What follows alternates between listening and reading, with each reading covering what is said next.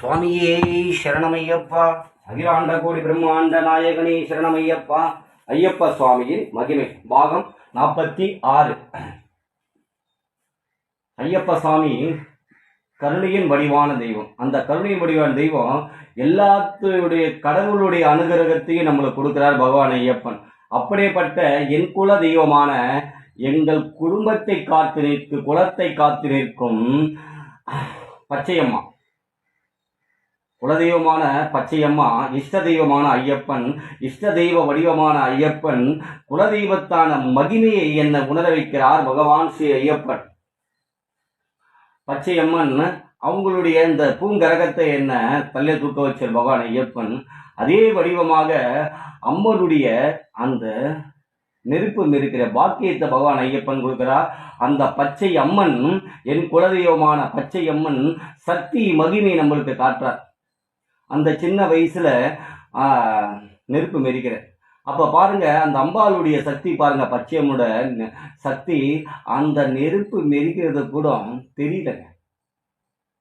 இது அந்த அம்மாவுடைய முழு அந்த ஓம் சக்தி மந்திரத்தை சொல்ல சொல்ல கோவிந்தா கோவிந்தா கோவிந்தா சொல்லிக்கிட்டு நெருப்பு மெரிப்போம். ஓம் சக்தி சக்தின்னு சொல்லிக்கிட்டு நெருப்பு மெரிக்கும் போது அம்பாளுடைய முழு அனுகிரகம், அம்பாளுடைய முழு ஆசீர்வாதம், பச்சையம்மனோட அனுகிரகத்தையும் அந்த கருணையால அந்த நெருப்பு மெரிக்கிறது கூட என்ன பூல நெருப்பு மெரிக்கிற மாதிரி இருக்குங்க.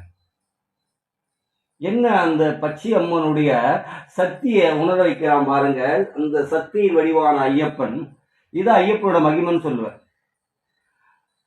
தன்னை உணர வைக்கிறார். எதுவுமே நீ இல்லை, எல்லாமே நான் தான்.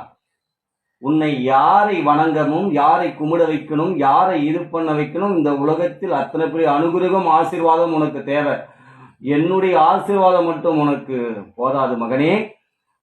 உனக்கு குலதெய்வமாக என் ஆத்தா இருக்கிறார், இஷ்ட தெய்வமாக நானே இருக்கிறேன் என்று உணர வைக்கிறார் பகவான் ஐயப்பன்.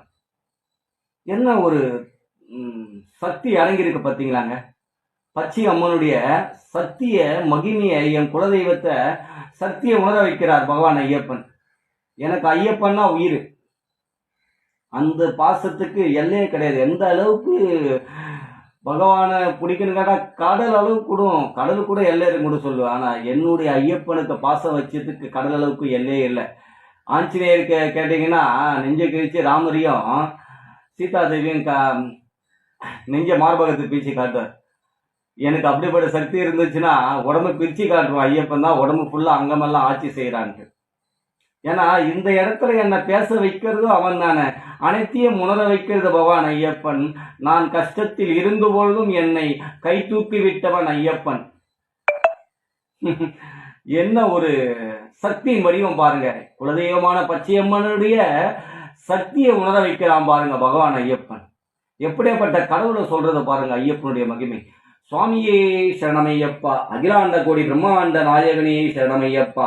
ஓம் ஸ்ரீ பூதநாத சதானந்தா சர்வபூத தயாபரா ரட்ச ரட்ச மகாபாவ் மகா சாஸ்திரே துமியம் நமோ நமக. அகிலாண்ட கோடி பிரம்மாண்ட நாயகனே என் ஐயப்பனே சரணமையப்பா. குருவே துணை, குருவே துணை, என் ஐயப்பனே துணை. சுவாமியே சரணமையப்பா. சுவாமியே சரணமையப்பா.